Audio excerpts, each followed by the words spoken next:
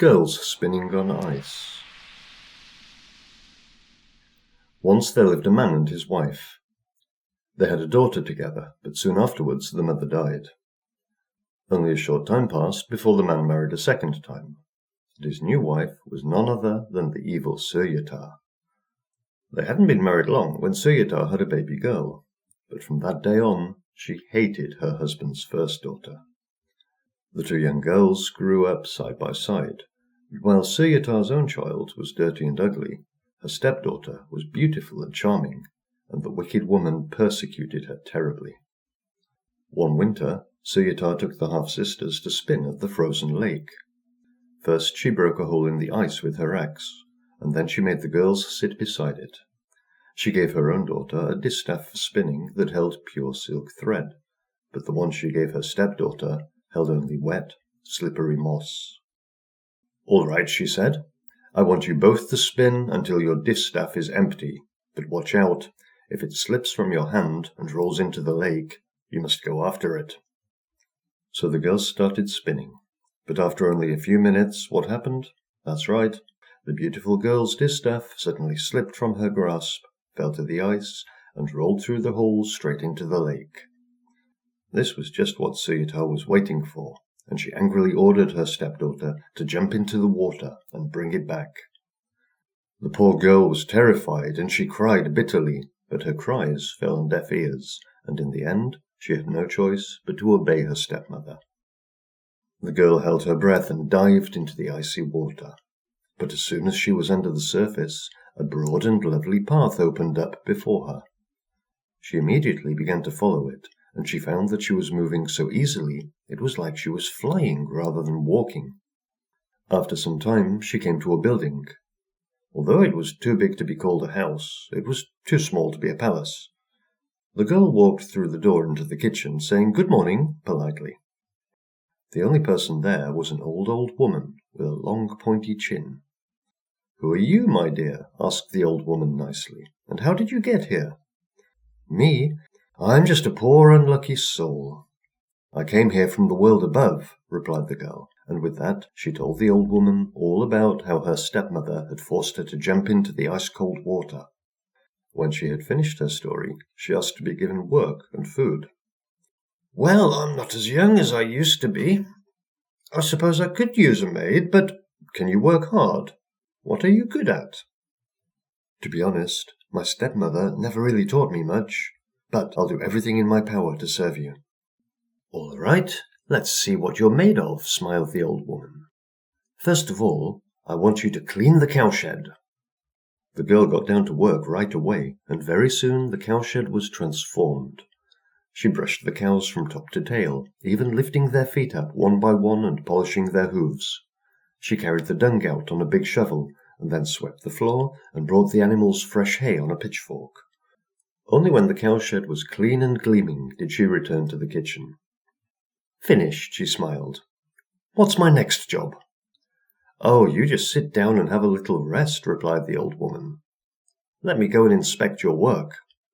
The old woman checked every corner of the shed, and when she was satisfied that everything was clean and tidy, she turned to the cows. "How is the new maid?" "Good," answered the cows. "Very good. She brushed us from top to tail. She even polished our hooves. We've never been treated better."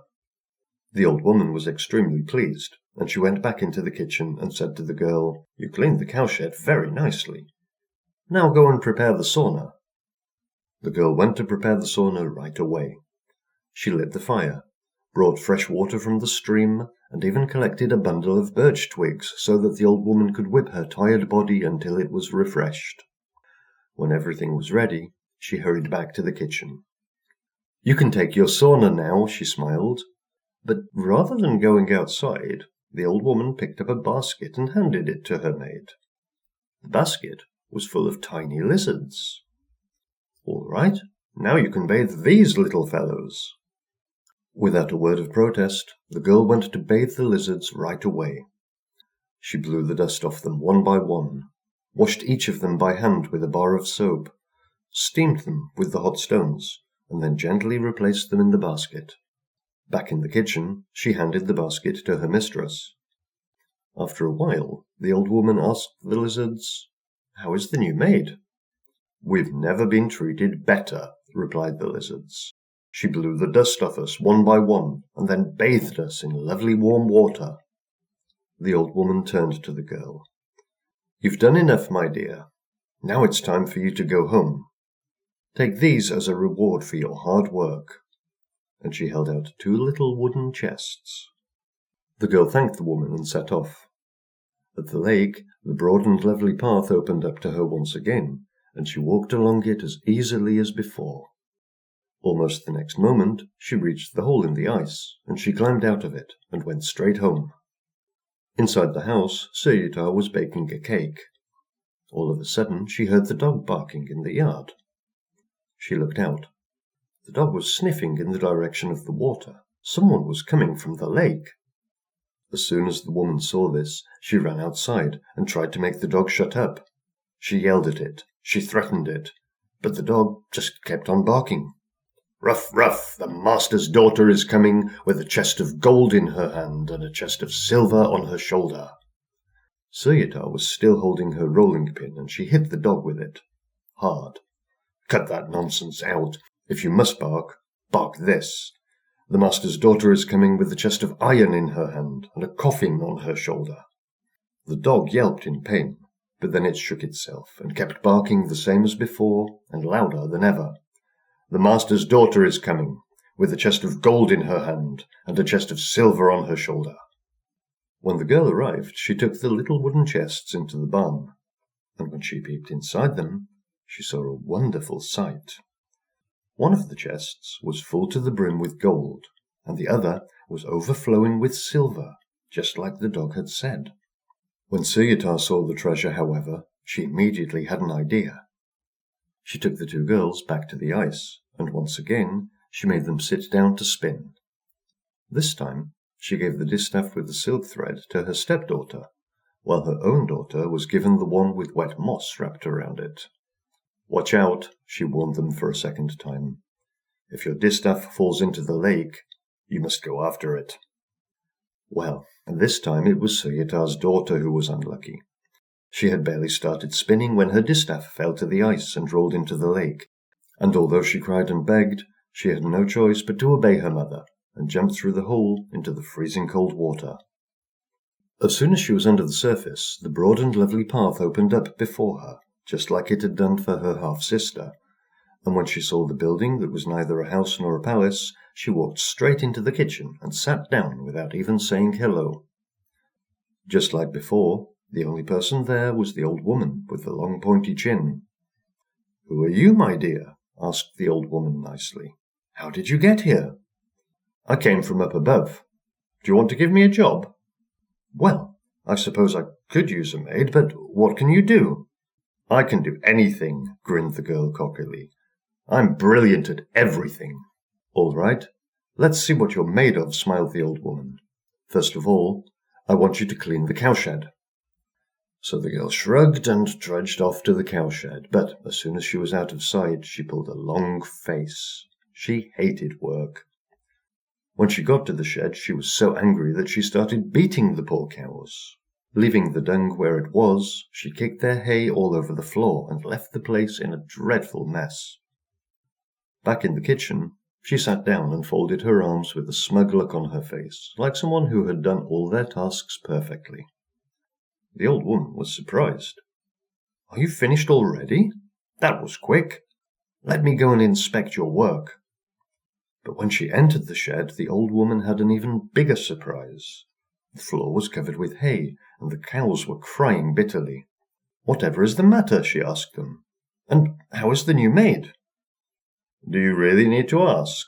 answered the cows. "She's lazy and cruel. She beat us from top to tail and kicked our food all over the floor. We've never been treated worse." The old woman went back into the kitchen and said to the girl, "Now it's bath time. Go and prepare the sauna." So the girl trudged off to the sauna, but when she got there, all she did was give the smoky boards a quick scrub with a dirty old brush, and in a matter of minutes she was back in the kitchen. "All right," she smirked. "You can have your bath now." "Oh, it's not bath time for me," replied the old woman, "but for these little fellows." And with that she handed her maid the basket of lizards. The girl was outraged. "I'm not bathing those disgusting creatures," she cried. But though she ranted and raved, in the end she had no choice but to do what the old woman said, and she trudged off with the basket. In the sauna, however, she just dumped the lizards head first into a bucket of cold water. Then she roughly scrubbed them with a dirty brush and threw them back into the basket. Waiting in the kitchen, her mistress already suspected what had happened, but all the same, she asked the lizards, "How was your bath? How's the new maid?" "We've never been treated worse," answered the lizards. "She's mean and rough. She scrubbed us with a dirty brush and broke off our tails. The water was cold and the sauna smelled of old smoke." The old woman turned to the girl. "You can go home now. I don't need you any more." And she held out 2 little wooden chests. "Take these as a reward for your work, but whatever you do, don't put them in the barn." The girl turned her back without a word and set off immediately. At the lake, the broad and lovely path opened up to her once again, and very soon she had climbed out of the hole in the ice and was on her way home. In the yard, the dog sensed that someone was coming, and it started barking loudly. "Ruff, ruff, 𝐒𝐲𝐬𝐽𝐬 daughter is coming, with a chest of fire in one hand and a chest of tar in the other." In the house, 𝐒𝐲𝐬𝐽 heard this, and she hurried outside. She kicked the dog hard. "Cut that out. If you must bark, bark this. The mistress's daughter is coming with a chest of gold in one hand and a chest of silver in the other." The dog yelped loudly, but it just kept on barking. "𝐒𝐲𝐽𝐬's daughter is coming, with a chest of fire in one hand and a chest of tar in the other." By this time the girl had arrived in the yard, and she showed her mother the 2 little chests, saying, "I got these as a reward for my work, but that nasty old witch said we shouldn't keep them in the barn." "Well, we'd better be careful then," said 𝐒𝐲𝐽𝐬. "Let's take them to the grain dryer." In the grain dryer, 𝐒𝐲𝐽𝐬 and her daughter each took one of the chests, and they excitedly tore back their lids. From 𝐒𝐲𝐽𝐬's chest a ball of flame shot out. From the daughter's chest thick black tar spurted all over them, and there and then the 2 wicked women burned to ashes. Since that time the man and his beautiful daughter have lived happily together. They have everything they need, and no one disturbs their peace.